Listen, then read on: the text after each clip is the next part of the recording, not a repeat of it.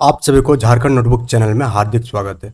चलिए आज का सेशन का शुरुआत करते हैं कल का दिए गए अभ्यास प्रश्न के साथ।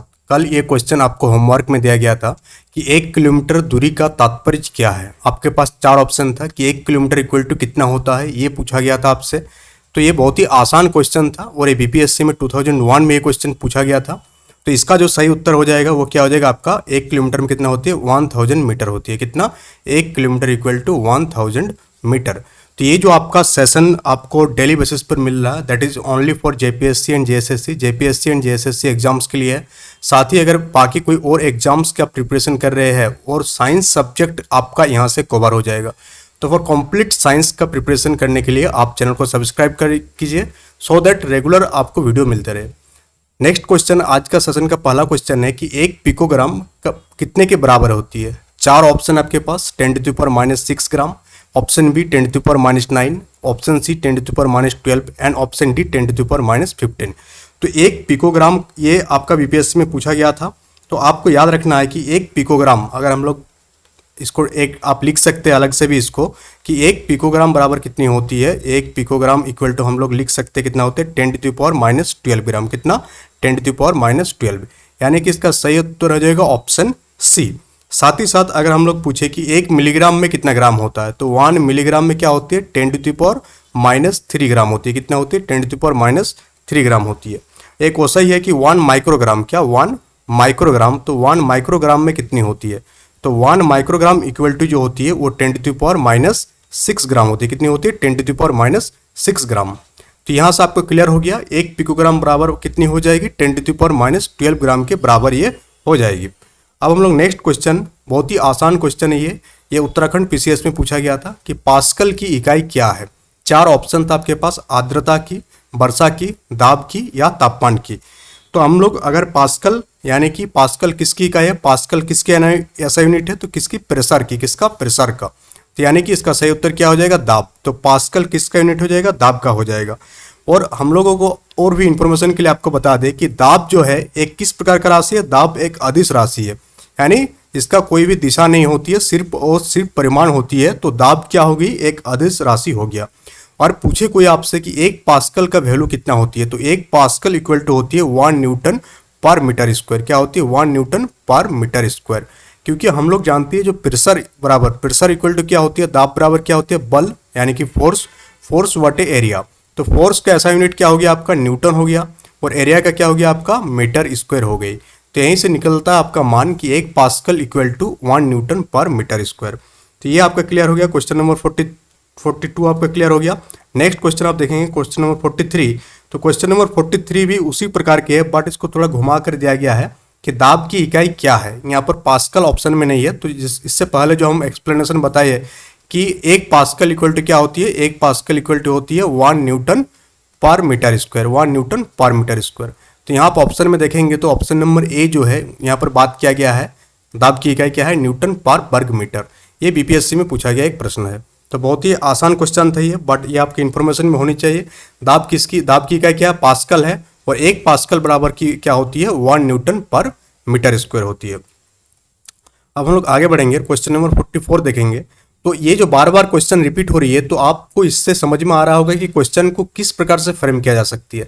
आपको इसी सेशन के माध्यम से दाब से रिलेटेड फिर आपके एग्जाम में कोई भी क्वेश्चन आए तो आप उसको टैकल कर सकते हैं। इसलिए इसी क्वेश्चन को बार बार दिया गया, बट क्वेश्चन का फॉर्मेट अलग है। आप इसको देखेंगे बीपीएससी 2019 में पूछा गया, और इससे पहले वाला क्वेश्चन 2018 में पूछा गया था प्री में, तो 1 साल बाद ही जस्ट पूछा गया, बट क्वेश्चन को थोड़ा सा घुमा कर बताया गया है। तो क्वेश्चन नंबर 44 को आप देखेंगे कि दाब का मात्रक, बट यहाँ पर आप देख पा रहे होंगे किलोग्राम पर सेंटीमीटर स्क्वायर दिया हुआ है, किलोग्राम पर मिलीमीटर दिया हुआ है, किलोग्राम पर सेंटीमीटर और किलोग्राम पर सेंटीमीटर क्यूब। तो इनमें से कोई भी जो है दाब का मात्रक नहीं है। इससे पहले हम लोग देखें कि दाब का मात्रक क्या होगा, तो इसका आंसर क्या हो जाएगा, उपयुक्त में से कोई नहीं इसका आंसर हो जाएगा। अब हम लोग नेक्स्ट देखेंगे, हम लोग आज का सेशन का नेक्स्ट क्वेश्चन बहुत ही बेहतरीन क्वेश्चन ये एक बार बार बहुत सारे एग्जाम में पूछा गया है क्वेश्चन कि एटमॉस्फेरिक प्रेशर जो होती है, यानी कि पारिस्थितिक दबाव जो होती है, पारिस्थितिक दाब जो होती है, उसकी यूनिट क्या है। 4 ऑप्शन आपके पास, बार, जूल, नॉट एंड ओम। तो पारिस्थितिक दाब का यूनिट क्या होती है, तो वायुमंडलीय दाब जो होती है, यानी कि एटमॉस्फेरिक प्रेशर होती है, उसका जो यूनिट होती है क्या होती है, बार होती है। क्या होती है, बार होती है। क्या होती है, बार। और हम लोग जानते हैं कि 1 बार का जो वैल्यू होती है कितना होती है, 1 बार इक्वल टू 10⁵ पास्कल। कितना होती है, 1 बार इक्वल टू 10⁵ पास्कल। ये वैल्यू भी आपको याद रखना है। तो ये आपको क्लियर हो गया। पारिस्थितिक दाब का यूनिट क्या हो जाएगा, बार हो जाएगा। तो इसका सही उत्तर हो जाएगा option number A. Next question हम लोग देखेंगे कि 1 किलोग्राम पर सेंटीमीटर स्क्वायर, 1 किलोग्राम पर सेंटीमीटर स्क्वायर किसके समतुल्य मान है। तो यहाँ से यहाँ आपको एक न्यूमेरिकल टाइप का क्वेश्चन, ये एक आपको न्यूमेरिकल सॉल्व करना होगा यहाँ पर। तो ये कैसे सॉल्व करेंगे यहाँ देखेंगे आप स्टेप बाय स्टेप।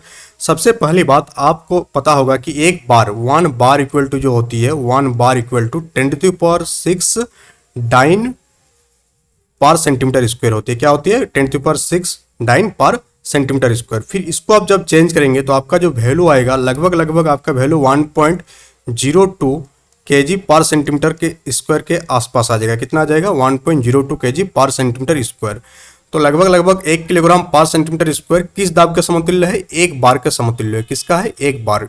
तो क्वेश्चन नंबर 46 का जो आंसर हो जाएगा ऑप्शन नंबर बी इसका सही उत्तर हो जाएगा। क्वेश्चन नंबर 47 आप देखेंगे, पूछा गया कि निम्नलिखित में से कौन सी अदिश राशि। तो अदिश राशि किसे कहते हैं, जिसमें सिर्फ और सिर्फ परिमाण होती है, दिशा नहीं होती है। यानी इसमें सिर्फ और सिर्फ क्या होती है, परिमाण होती है और इसमें दिशा नहीं होती है। तो उसे हम लोग क्या कहते हैं, अदिश राशि कहते हैं। आपके पास 4 ऑप्शन है कि बल, वेग, दाब और त्वरण।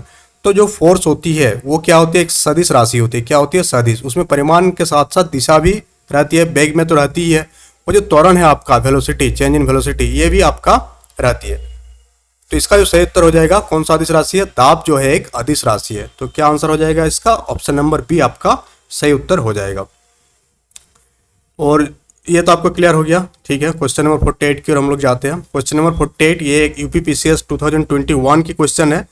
और यहाँ पर आपको पूछा गया है कि विद्युत विभव के संदर्भ में निम्नलिखित कथनों में से कौन सा सही है। पहला ऑप्शन है कि यह एक अदिश राशि है, विद्युत विभव एक अदिश राशि है। ऑप्शन बी है आपका कि यह एक सदिश राशि है। अब आपको पुट का प्रयोग करके बताना है कि कौन सा सही है। तो आपको याद रहना चाहिए विद्युत विभव जो होती है क्या होती है, विद्युत विभव का अगर परिभाषा देखेंगे तो कोई भी धन आवेश को हम लोग अनंत से उस बिंदु तक लाने में, जिस बिंदु पर करंट है, विद्युत विभव जिस बिंदु पर हम लोग फाइंड करना चाहते हैं, अनंत से उस बिंदु तक लाने में जो कार्य होती है उसके रूप में हम लोग परिभाषित करते हैं कि इसको विद्युत विभव को। तो ये क्या है, एक अदिश राशि है, इसमें कोई भी दिशा नहीं होती है। तो ये एक अदिश राशि है। तो ऑप्शन नंबर ए जो है इसका सही उत्तर हो जाएगा कि विद्युत विभव जो है एक क्या है, अदिश राशि है। नेक्स्ट क्वेश्चन आप देखेंगे। नेक्स्ट क्वेश्चन में पूछा गया है कि तेल का, क्वेश्चन को पढ़ेंगे आप, कि तेल का एक बैरल निम्न में से लगभग कितना होती है। 4 ऑप्शन आपके पास, तेल का एक बैरल कितना होती है। तो एक बैरल इक्वल टू जो वैल्यू होती है, एक बैरल का वैल्यू आपसे पूछा गया है, ठीक है। एक बैरल, तो एक बैरल आपके 4 ऑप्शन दिया है, 131 litre, 159 litre, 179 litre and 201 litre. तो एक बैरल का जो मान होती है, अगर पूरी मान देखेंगे तो आप 158.98 लीटर के इक्विवेलेंट होती है। तो आप देखेंगे कि चारों ऑप्शनों में से किसका सबसे नज़दीक है, 159 के नज़दीक है। तो एक बैरल का जो वैल्यू होगा वो कितना होगा, 159 लीटर हो जाएगा। तो सेशन कैसा लग रहा है, सेशन के बारे में कमेंट में फीडबैक जरूर दीजिएगा। सेशन को लाइक कीजिए, ज़्यादा से ज़्यादा लोगों तक शेयर कीजिए इसको, सो दैट जो है नेक्स्ट डे वीडियो बनाने के मोटिवेशन मिले। बिना लाइक, शेयर एंड कमेंट का ये मोटिवेशन नहीं मिलती है। अब हम लोग चाहेंगे क्वेश्चन नंबर 50। और क्वेश्चन नंबर 50 में बोला गया है कि लंबाई यानी लेंथ के सबसे न्यूनतम, सबसे मिनिमम इकाई क्या है। तो 4 ऑप्शन आपके पास, micron, angstrom, nanometre and फर्मीमीटर।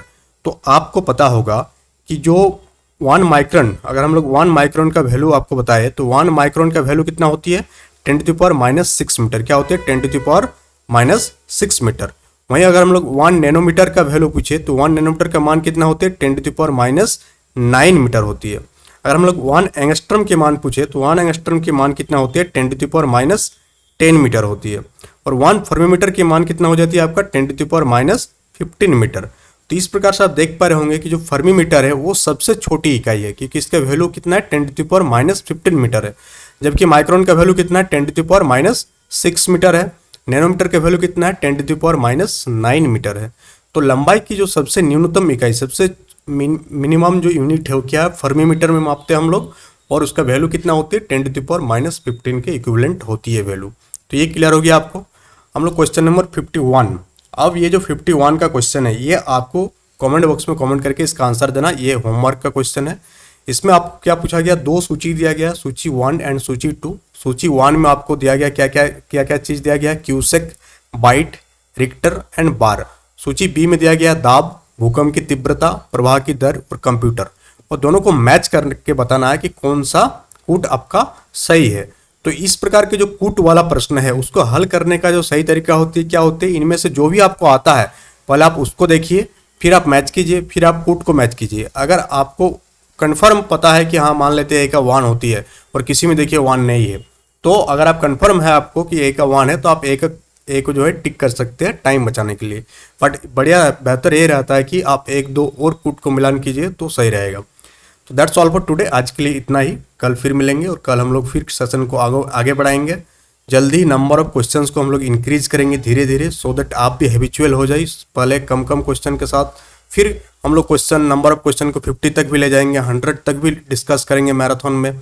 But वो क्या होती है, रेगुलर बेसिस पर अगर हम लोग थोड़ा थोड़ा करके करेंगे तो एक दिन देखेंगे कि सारा चीज़ हम लोगों को क्लियर हो गया। तो इसी टाइप का ग्राफ हम लोगों को बनाना है, डायरेक्ट वाला ग्राफ नहीं फिर कि एक दिन हम 100 क्वेश्चन डिस्कस कर दिए फिर नेक्स्ट दिन 0 हो गया। तो वैसा नहीं रहना है, रेगुलर रहना है। तो सेशन कैसा लग रहा है, सेशन के बारे में आप डिस्कस किए, कमेंट बॉक्स में डिस्कस कीजिएगा। साथ ही पीडीएफ के लिए आप टेलीग्राम चैनल को ज्वाइन कीजिएगा, ये पीडीएफ आपको वहाँ से मिल जाएगा। तो that's all for today, thank you.